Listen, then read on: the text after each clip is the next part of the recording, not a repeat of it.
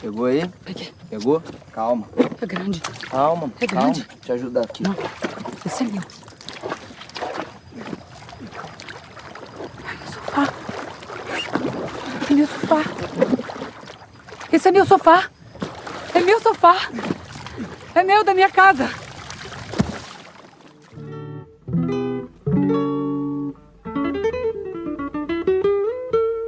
A Central 3 apresenta o Cinema Nacional em Revista.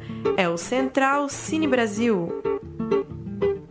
Alô, alô, amigos ouvintes da Rádio Central 3, começando mais um Central Cine Brasil, edição de número 194 do nosso programa semanal sobre cinema brasileiro. Eu sou o Lucas Borges, de volta para falar com vocês, bater um papo sobre o nosso querido cinema brasileiro. Como vai Paulo Silva Júnior, Murilo Costa? Dali Lucas, um abraço para quem acompanha o Central Cine. Vamos que vamos, né? Agenda cheia, vários festivais disponíveis aí na internet e, na medida do possível, tentando acompanhar e recomendar para a galera aí o que tem de novo do cinema brasileiro para assistir nessas semanas sem cinema. E aí, Murilo? E aí, Lucas, hoje a gente vai falar sobre um filme do Festival Ecrã, que tem bastante coisa interessante rolando, tudo de graça. E a gente vai falar sobre um filme que está nessa programação também disponível para ver no streaming. Exatamente, vamos falar de Sofá, filme de Bruno Safadi. Vou pegar emprestado aqui as palavras de Rodrigo Fonseca, um texto dele para o Estadão no final do ano passado, antes do Sofá ser exibido na Mostra de Tiradentes. Segundo o Rodrigo, Sofá é uma instalação audiovisual de colagem, chanchada, teatro besterol, filme de Ernest Lubitsch, citando aí o cineasta alemão do início do século passado, dirigida na raia da poesia por Bruno Safadi. Como vai, Bruno? Muito prazer por trocar essa ideia conosco. Prazer, Lucas, Paulo, Murilo. Uma alegria estar aqui participando do programa, podendo falar sobre Sofá. Muito feliz. Obrigado pelo convite. Eu peguei as palavras do Rodrigo para falar um pouquinho sobre o Sofá. Você quer completar com a sinopse, Paulo Júnior? Boa, deixa eu registrar aqui a sinopse. Paródia tropical. Joana Dark, ex-professora da Rede Pública de Ensino do Rio de Janeiro, tenta recuperar a ex-casa perdida para a prefeitura. A trajetória compartilhada pelo pirata Faraó da Baía de Guanabara. Sofá rodou alguns festivais, né? Você citou, esse texto vem de antes da Mostra de Tiradentes, teve também no Rio, agora está disponível no Festival Ecrã, de forma gratuita, como já citado pelo Murilo, até domingo, 30 de agosto. Toda a programação do Festival Ecrã por 10 dias, começou no dia 20, vai até domingo, dia 30, então a gente está lançando esse programa na quinta-feira, 27. Ouvinte tem o final de semana aí para conferir algumas coisas lá no Festival Ecrã. Murilo Costa, gostaria de fazer a primeira pergunta para o Bruno? Vamos lá, vamos lá. Bruno, é difícil fugir disso com uma primeira pergunta, porque o filme tem uma estética muito particular. Desde o quadro na janela, né, aquela coisa 4x3, emulando a época do cinema mudo clássico, mas também tem um trabalho muito interessante com as cores. Os personagens, eles são aí no mesmo mundo, mas tem uma paleta de cores para cada personagem. Cada um deles vê o mundo de um jeito diferente, e um outro tom. Eu achei essa opção bem interessante para jogar a gente de cara no tom mais experimental do filme, para a gente não ficar esperando um drama social comum. Então eu queria saber um pouco mais sobre essa opção, se foi uma ideia que vocês desenvolveram depois de conversar com o diretor de fotografia, que é o Azul Serra, na pós-produção, de repente, ou algo que já estava na pré-produção, já estava na sua cabeça a hora que você escreveu o filme. Porque eu até fiquei pensando como foi boa a escolha do Azul Serra para fotografar, porque ele é um cara que tem a vivência com o drama social mais pesado ali, como Canastra Suja, por exemplo, mas recentemente ele brincou bastante com a fantasia, com a cor, no Turma da Mônica, ou no Ninguém Tá Olhando, a série do Netflix também, ambos do Daniel Rezende. Então eu queria ouvir um pouco sobre o processo de vocês dois trabalhando juntos nessa estética. Obrigado, Murilo. Olha, a coisa das cores é algo que vem desde o roteiro do filme, assim, desde a primeira ideia, essa ideia das cores surgiu. Ela surgiu com um objetivo, assim, uma vontade de... o filme, como vocês falaram aqui na sinopse, é uma paródia tropical, assim, né? Então ele trabalha no registro da paródia, ele é, já é uma crítica à realidade, ele tá um passo ao lado de um realismo, né? Ele é uma crítica, um deboche sobre o real, assim. Então, era uma ferramenta, a coisa das cores, também para tirar o filme, destacar ele de um realismo, assim, sabe? E aí, quando vem a ideia de trabalhar também a paródia nas cores, e essa fantasia nas cores, vem aí uma vontade de diálogo com o cinema mudo e com o cinema do Lubitsch, justamente. Era uma coisa muito comum no cinema mudo o uso das viragens, né, que são esses efeitos de cor. Não havia o filme ainda colorido, então eles mostravam diferenças de dia, de noite, usando esses filtros, né? E justamente o Lubitsch tem um filme de 1919 chamado Madame du Barry, que ele tem um uso desses filtros espetacular, assim, já um uso que extrapolava essas convenções de dia, noite, e já tinha presença de cor verde, outras associações, assim. E eu achei isso muito fascinante, e achei que a cor podia também ser usada como uma característica da personalidade de cada personagem e dos momentos que o filme tem, né, nos seus dramas. Então, a cor também como uso dramático, assim, sabe? Então, tudo isso veio já desde o roteiro, assim. E aí conversei com o Azul e ele foi incrível, porque ele também topou esse risco, essa vontade de experimentar e tal. Também de fazer nessa janela 4x3, né, da janela 133, antiga janela de cinema. A gente viu uma oportunidade, até porque o filme ele é um filme que é uma produção própria, independente, realmente independente, né? Então havia ali uma oportunidade muito grande de experimentar, né? Porque não havia compromisso com ninguém, a não ser comigo mesmo, assim. Então é um filme muito propício para isso, assim. E aí eu fui atrás disso, assim, sem medo, assim. E foi um trabalho muito longo, porque a gente não filmou com filtros na frente da câmera, a gente filmou limpo, normal, mas já com essa ideia vinda do roteiro, como eu disse. Mas depois encontrar a cor de cada personagem, encontrar em cada plano que cor entraria, qual era o personagem que comandava aquele momento, uma evolução dessas cores, até ter um surto de cores naquela cena final do filme, que todos os personagens participam da cena. Isso foi feito por quase 10 meses depois da edição. Assim, quando chegou ao final da montagem de imagem, eu comecei esse trabalho de testes de cor, e isso levou bastante tempo até encontrar. Assim, fazia, via, voltava, fazia. Depois eu comecei a ir para casa de pós-produção, fazia correção de cor, projetava na tela do cinema, voltava, mexia de novo. Foi um processo realmente longo, assim, muito cuidadoso, assim, muito delicado, artesanal mesmo, sabe? E é isso, traz uma força muito grande, acho, para essa ideia da paródia e do modernismo, também do tropicalismo, porque isso é uma outra coisa que está muito presente no filme, e a cor é uma dessas coisas, que é a própria presença do cinema, assim, e do dispositivo cinematográfico, né? Você tem claquete dentro do filme, você tem véus, né? Tem uma longa cena de pontas de negativo, né? Você tem o cinema ali dentro, você tem repetições de planos. A cor é uma das características do cinema, né? É uma das ferramentas do cinema. Então ela está dentro de um jogo, de uma colcha de retalhos ali que compõe essa paródia tropicalista.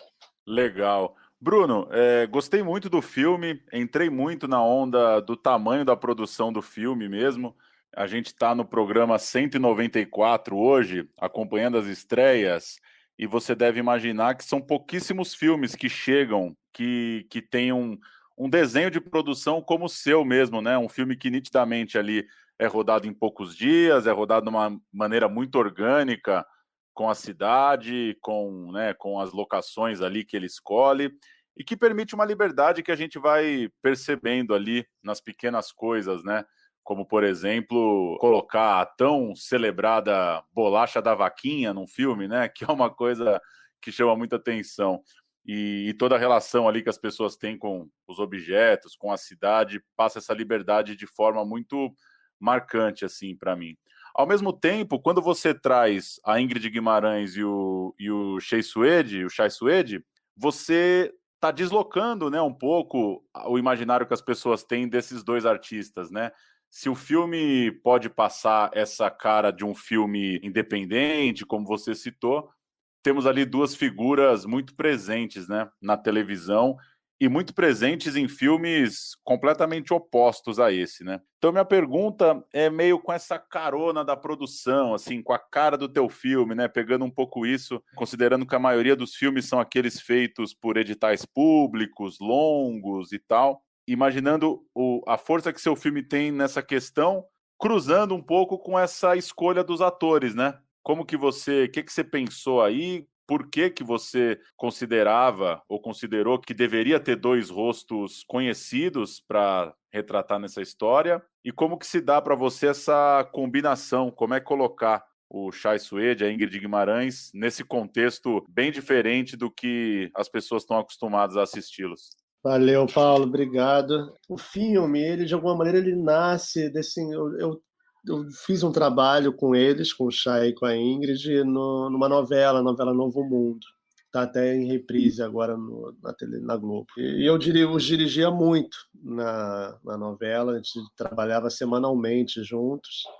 E a gente acabou se aproximando ali, e os três têm, cada um à sua maneira, uma vontade muito grande de cinema, assim, sabe? A Ingrid é uma apaixonada por fazer filme, sabe? Ela tem uma coisa de fazer filme, e com vontade de experimentar também, né? Uma atriz, uma grande atriz, assim. E o Chay é a mesma coisa, jovem, com muita vontade, com muito desejo. O Chay, essa época que a gente estava filmando o Novo Mundo, ele tinha acabado de dirigir um primeiro longa dele, que ainda não está pronto, mas que ele filmou e tal, de maneira independente.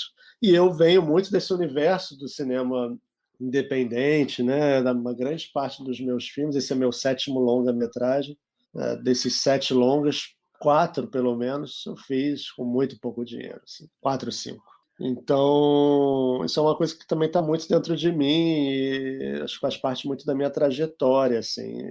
E quando a gente teve essa relação, eles e eu também, a gente ficou a fim de fazer um filme. O Chay colocou essa vontade para mim, eu levei ela a sério e criei um filme para a gente fazer, assim, nesses moldes, assim, um filme muito rápido, muito pequeno, pensado para isso, né? E também com uma vontade, e aí também pessoal, assim, realmente de experimentar e de deslocar corpos que estão tão naturalizados no meio e colocar em outro, criar esse estranhamento, assim, sabe? Criar até esse gosto pelo risco, assim, e um abraço até a possibilidade do fracasso, sabe, da crítica, de criar atritos, assim, ao que se espera de um filme desses, sabe, ao que se espera mesmo de um ator desses, né? É isso que você falou, você nunca imaginaria a Ingrid num filme como esse, mas justamente por isso que também dá vontade de colocar, assim, o que fez a gênese desse filme não é essa, a gênese desse filme foi esse encontro, a vontade de fazer um filme juntos. Mas esse deslocamento também é importante, ele não é em vão, assim, e não passa despercebido por mim, assim, sabe? Ao contrário, assim, é uma vontade justamente muito grande de misturar as prateleiras, de criar esse choque, de botar uma Ingrid Guimarães sendo uma mulher de rua, sabe? E, inclusive, lidar com as dificuldades também, porque tem pessoas, e é natural que se tenha, inclusive, dificuldade de aceitar uma atriz dessa num papel desses ou num filme desses, sabe? É muito interessante eu exibindo esse filme, está tendo uma repercussão maravilhosa, assim, eu não poderia nem imaginar uma repercussão dessa, assim, o filme estreou lá na Itália, no Festival de Turim, onde foi muito bem aceito, assim, foi uma coisa muito rara o que aconteceu lá, e aqui também até agora, e por essas questões traz choques, assim, sabe? Eu acho isso positivo, assim, eu acho salutar, assim, para ela, para o Chay e para mim, assim, sabe? Assim, lidar com essas questões e com esses riscos, e aí não só dos atores, mas também da produção, de fazer um filme em 6 dias, sabe? Cada dia numa locação diferente, sem luz nenhuma, sem rebatedor, sem nada, assim, sabe? Você pegar dois grandes talentos, três grandes talentos, né? Porque a Ingrid, o Chay, o Azul, os outros atores, pegar pessoas muito talentosas, a Marie Salles, que é a figurinista, a Luísa Horta, diretora de arte, pegar esses talentos e botar numa situação muito urgente, assim, sabe? E fazer uma experiência disso, sabe? E sempre isso que eu falo também, aproveitando a oportunidade de ser um filme que está sendo feito com recursos próprios, assim, sabe? Foi um filme que eu fiz com os meus próprios recursos, é um filme muito pequeno, então há uma liberdade muito grande, assim, sabe? E que também conscientemente uma vontade de explorar ao máximo essa liberdade, assim, porque eu sei que não é sempre que a gente tem ela, né? Eu estou sempre fazendo filmes, eu sei que cada filme é uma maneira, e esse filme era um filme muito apropriado para isso. Eu acho muito bacana, Bruno, ver um autor como você reconhecido, né, pelo grande público, enfim, tem espaço cativo na Globo, aí dirigindo Aruana, As Órfãos da Terra, Novo Mundo, produções recentes da Globo, e que continua também se dedicando ao cinema independente, ao cinema experimental, né, como é o caso do Sofá, como é o caso dos filmes que estão no Festival Ecrã. E eu queria saber de você, de que forma você acha que o experimentalismo, enfim, todo o seu conhecimento e toda a sua curiosidade e interesse pelo cinema, pelo vídeo, né, por todas as formas de se fazer cinema, como isso tem influenciado grandes produções que chegam a um grande público, como Aruana, As Órfãos da Terra e Novo Mundo, enfim, como você traz essa sua paixão pelo cinema e esse apuro que acaba, né, estando presente em filmes mais experimentais, mesmo que chegam a um público mais seleto, como isso chega nas suas produções que alcançam um público mais massivo, como as da Rede Globo? Olha, eu acho que a Globo ela dá uma oportunidade para um realizador, para o diretor, assim, que é a oportunidade do exercício, né? Você, quando faz uma novela, você filma durante 10 meses, quase que diariamente. Uma série um pouco menos, mas são 6 meses. Então, isso dá muita oportunidade de criação, de experimentação. Eu sempre falo isso, tenho alguns amigos que acham, uma amiga minha que acha engraçado, mas eu falo isso, que a Globo é um lugar de experimentar mesmo, assim, sabe? Claro que com responsabilidade, claro que sabendo toda a responsabilidade que é você fazer uma obra para 30 milhões de pessoas. Também entendendo que a quantidade de áreas que você filma num projeto, e a quantidade de recursos maravilhoso que você tem é a oportunidade que você tem de exercitar, de criar, de testar mesmo, sabe?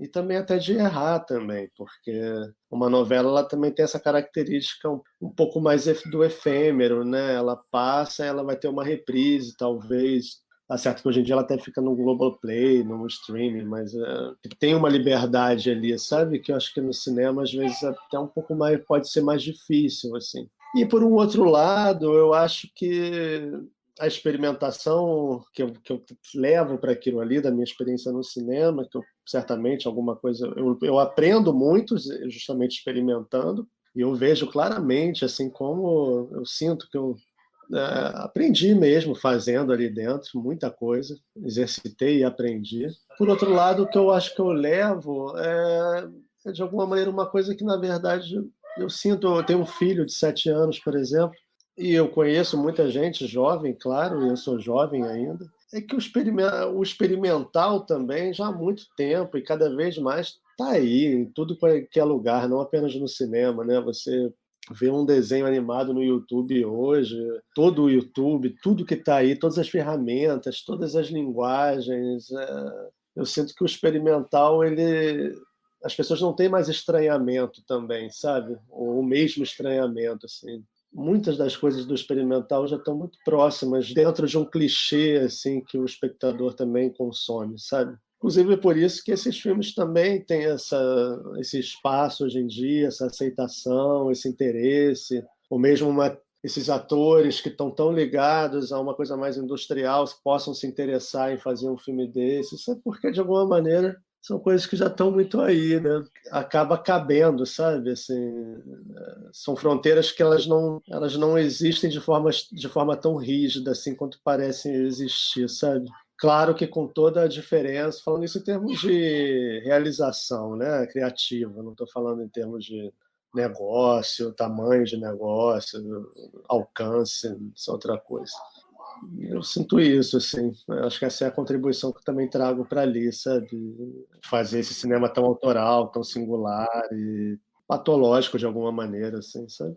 Bacana. Até aproveitando que você está falando desse universo do filme, bem experimental, como você mesmo definiu, né? Uma paródia tropical. Mas eu também senti uma coisa ali entre o escracho e o distópico, com os personagens sozinhos no mundo bem cruel, jogando contra o mundo mesmo, tudo contra eles. E você dá essa carregada nas tintas, até nas cores, brinca com a linguagem, com o sistema de invenção. Tem esse tom bem exagerado, mas o contexto ele é real.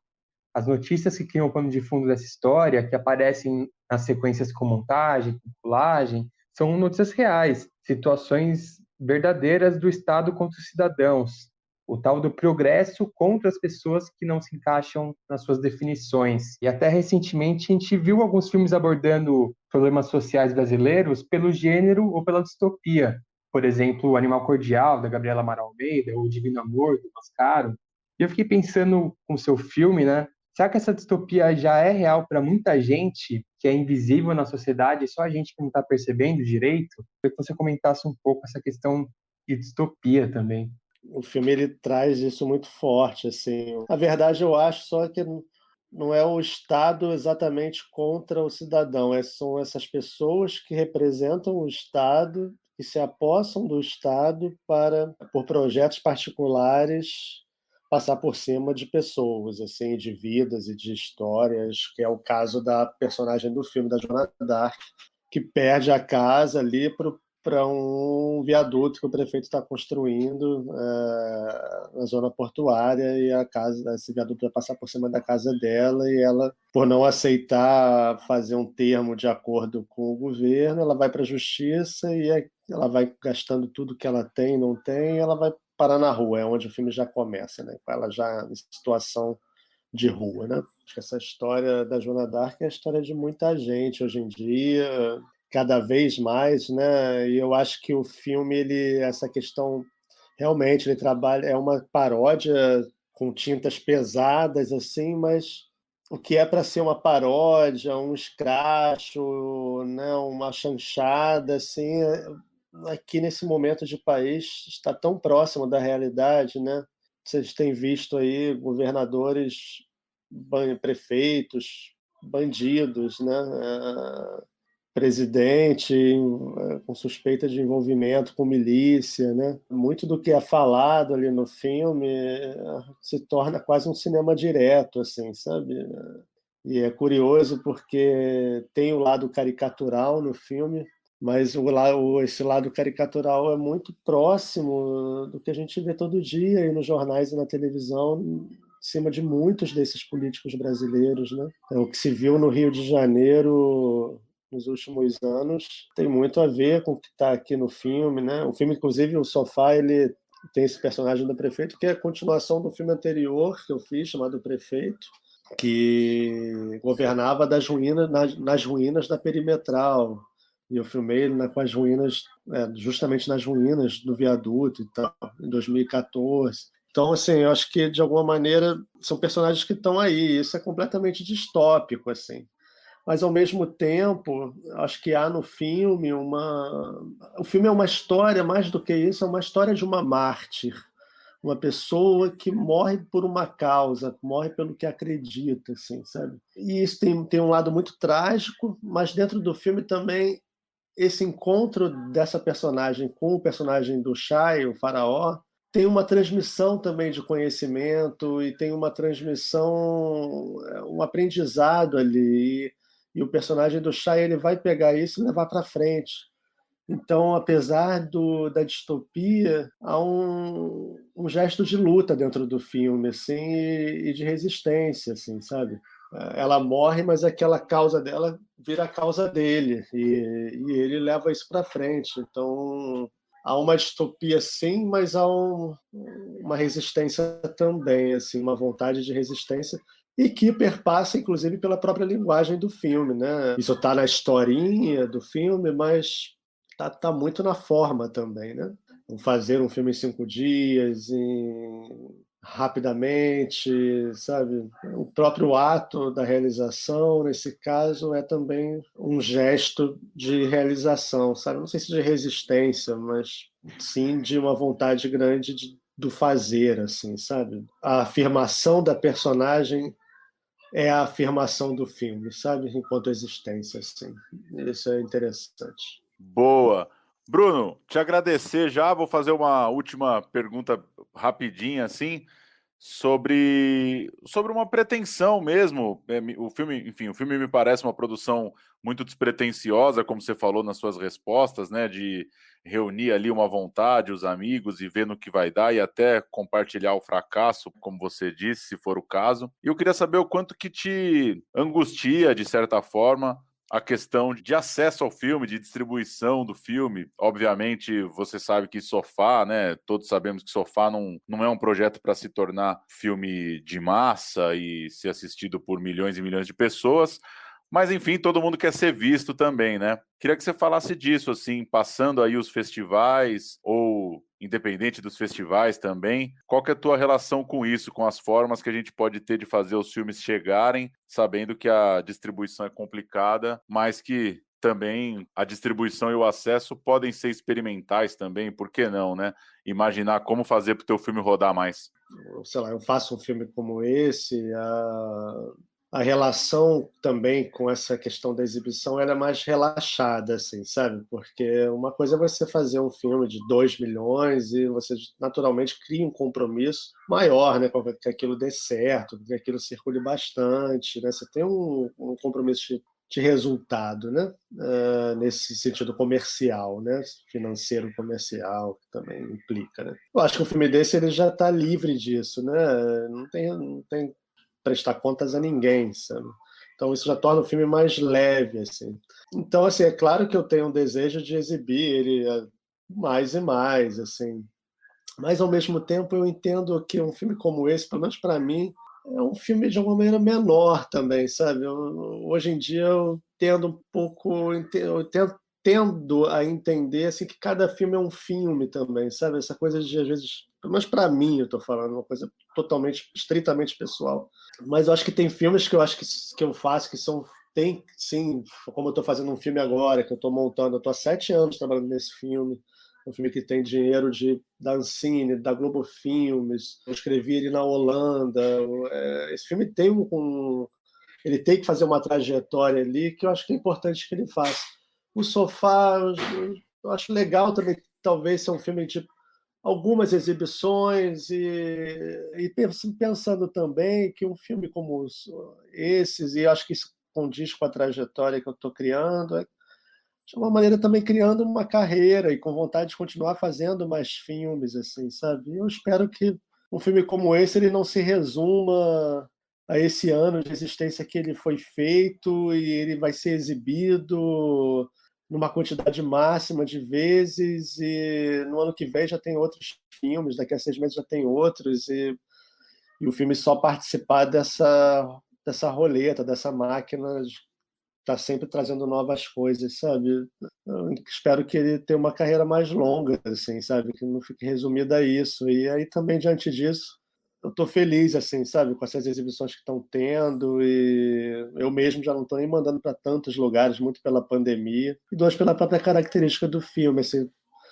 Tem exibições bacanas, significativas, e claro, com vontade de, se puder, botar num streaming, na sala de cinema. Eu não sei como é que vai ser a questão da sala de cinema, né? Ninguém sabe. Inclusive o espaço para um filme como esse, porque eu entendo que naturalmente as salas comerciais vão precisar voltar com filmes que deem mais bilheteria, que sejam mais certos de que vão trazer esse retorno financeiro. Então eu entendo que filmes assim vão ter menos espaço. Então eu estou aberto, sabe? Eu quero também falando tudo isso para dizer que eu estou aberto, sem grandes expectativas, mas também sem grandes frustrações, sabe? Eu acho que é um filme que ele pode ter uma outra natureza de circulação, sabe?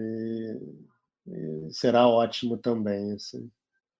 É isso, Bruno, gente. muito obrigado pelo papo, por nos atender. Convidamos novamente quem está nos ouvindo para assistir ao Sofá até 30 de agosto, né, gratuitamente pelo site do Festival Ecrã.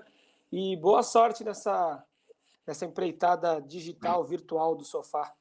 Obrigado, está sendo ótimo o retorno, assim, eu estou impressionado, na verdade, Que bom. com a quantidade de gente comentando, não só sobre o Sofá, mas sobre o festival, sobre o Ecrã, muita gente falando. É bacana mesmo, impressionante, eu diria. Vem cá, ali, ó. Aqui. É bem aqui, eles aqui, ó. Aqui. Bom dia. Vocês não podem ficar aqui com esse sofá na praia? Podem se retirar. Praia não é um lugar público? É público, mas não pode colocar sofá. E por que pode botar cadeira de praia e não pode botar um sofá? Minha senhora, eu tô aqui para defender a ordem pública.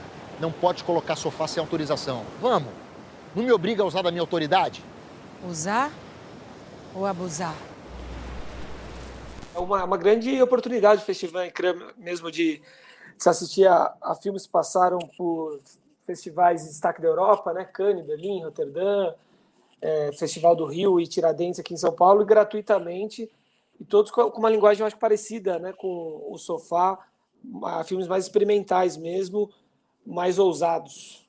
Pois é, curadoria bem específica do Ecrã, né?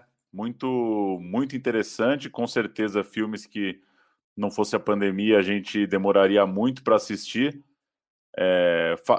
Enfim, deixei aqui para citar outros filmes que eu assisti no festival, mas rapidinho, só para falar do Sofá, queria saber aí a opinião de vocês, acabou que não falamos muito. Eu, como disse na minha pergunta, gostei do experimentalismo ali, da ousadia, gostei de colocar 2 atores tão identificados com a TV para fazer um filme barato, sem fechar a rua, sem grandes locações. Eu entrei na pilha ali do Bruno e achei que o filme é curto, é uma história curta, uma história rápida. O filme poderia até ser um curta, inclusive, né? Coisa se passa meio ali numa tacada. E eu gostei, achei que a duração, mesmo sendo um longa, ele passa rapidinho. E se ele pode parecer no começo um pouco arrastado, né? Muito silencioso, para quem não tem muito saco para um filme um pouco mais nesse estilo, eu achei que ele me surpreendeu, assim, ele vai num ritmo muito bom. Para mim, o que chama mais atenção é a originalidade mesmo do filme, né? Realmente não tem como não citar o impacto que é ver a Ingrid Guimarães, que eu me lembro, pelo menos, nunca fez um filme de cinema independente no Brasil, né? Tá mais ligada ao cinemão, aí Globo Filmes e tal, e o papel que ela se presta a fazer, né? Bastante corajoso, enfim, se entrega bastante, vai muito bem ali. O Chai Suede a gente já está acostumado a ver em Domingo, enfim, outros filmes recentes que agora não me foge o nome, sobre os quais a gente já falou até no programa, mas é bem bacana a originalidade mesmo do filme, enfim, essa mistura de formatos, como o Murilo citou, colagens, resgate de uma linguagem bem antiga, até da época em que o cinema era preto e branco, né? Achei muito, muito inteligente o filme. E o tom de sátira é muito bom, né? O personagem do prefeito, acho que foi a coisa que eu mais gostei no filme. Aquela pompa, aquela luvinha, o cabelinho, não me toque, né? O personagem que até tá em outro aqui. filme dele, né? Um filme anterior, ele trouxe... Eu fiquei curioso para ver, não vi. Agora que ele citou, acho que eu vou atrás. É muito, muito bom o personagem. Esse tira um sarro mesmo, né? E muita referência de linguagem. O filme bebe demais no Godard, né? Tem até a personagem da Laura Neiva com a camiseta do Acossado, né? Que é o New York Herald. Muita coisa aquela cena que manda voltar, tudo lembra um pouco o Desprezo. É muito bebendo nessa fonte. E no Júlio Bersani também, que é meio que o pai cinematográfico, né, do Bruno.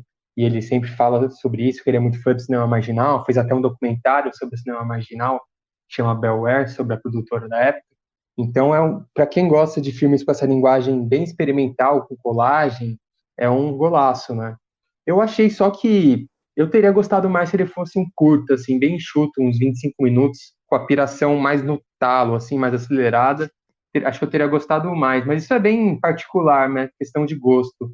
Ele não chega a ser arrastado também, porque ele é curtinho, bem enxuto. Antes do Júnior dar os destaques dele do Festival Ecrã, eu queria falar um pouco do Cavalo, também o filme do Rafael Barbosa e do Werner Salles. Incrivelmente, o primeiro filme alagoano a ter incentivo público estatal na história.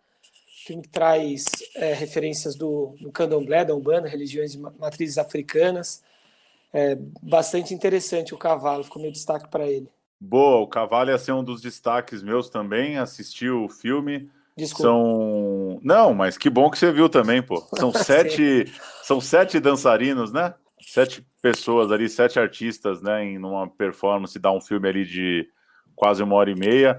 Bem bom, né? Mergulhar mesmo na onda deles ali. E outros 2, assisti o Sertânia, que é um filme do grande Geraldo Sarno, né? Que é um dos cineastas históricos aí do Brasil, né? Já passou dos 80 anos do Geraldo Sarno e segue produtivo. Sertânia é naquele climão ali de bando contra bando, né? Um bando ataca uma cidade, aí o outro precisa se defender, né? Essa coisa sertaneja brasileira. E filme também, obviamente, bem experimental. Vale a pena dar uma olhada. E outro que eu assisti foi o documentário da Paula Gaetan, Rocha e Rio, Negro Léo. É um monólogo do Negro Léo, praticamente. É um grande depoimento ali de 2h40, mais ou menos, 2h30, por aí, sei lá, 2 horas e pouco. É isso, abre câmera, abre microfone para o Negro Léo, ele dá uma pirada ali sobre Brasil, sociedade, esquerda, postura do artista, enfim, dá uma grande geral ali nos seus pensamentos. Esse já ao contrário, né? Filme completamente denso, né? Agora eu abri aqui para dar o tempo exato, 156 minutos de um artista falando, olhando para a câmera. O que a gente entrevistou recentemente? Eu acho que foi sobre Inaudito, né? Que tinha a participação do Negro Léo também, né? Acho que sim. Gregório Gananian, acho que tem projeto com o Negro Léo. Isso. Né?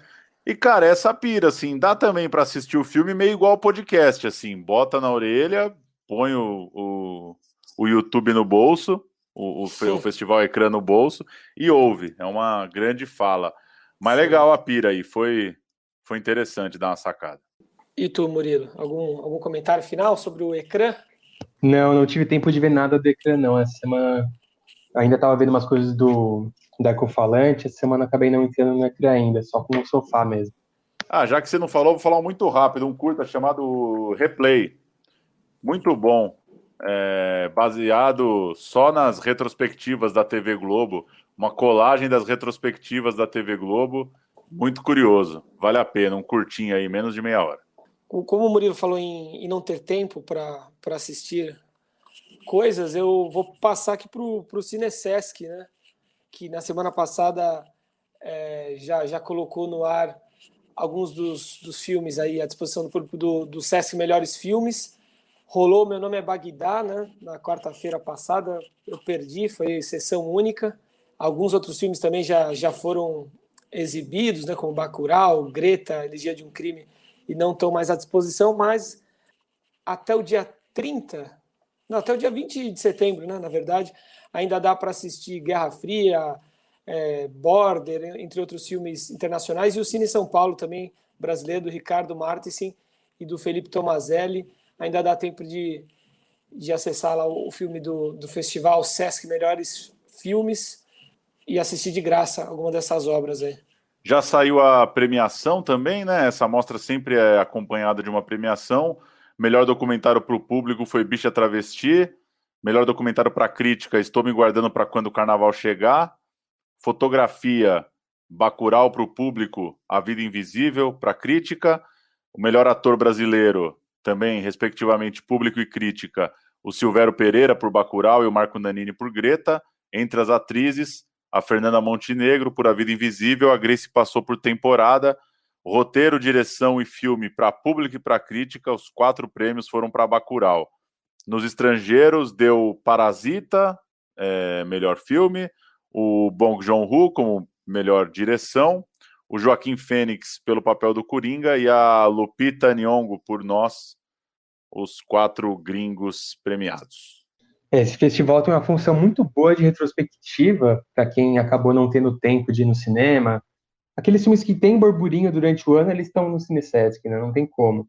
Se alguém te falou durante o ano inteiro assim, putz, vê esse filme que é massa, provavelmente vai estar aí na seleção. E para ver de casa, então, né, uma mão na roda, de graça ainda. Uma boa mesmo. Você ia falar Tem do uma última Barretão aqui. também, né, Júnior?